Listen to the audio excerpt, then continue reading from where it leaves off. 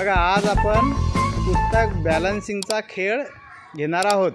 प्रत्येकानं आपल्या डोक्यावर एक बुक घ्यायचं आणि समोर एक रेषा आखलेली आहे।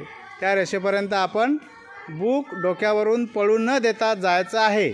हात लावायचा नाही, हात मागच्या बाजूनं बांधून घ्यायचे आहेत, मागच्या बाजूनं, आणि एकदम सायलेंट चालवायचं।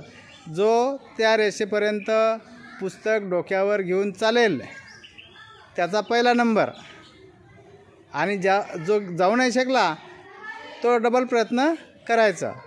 रेडी?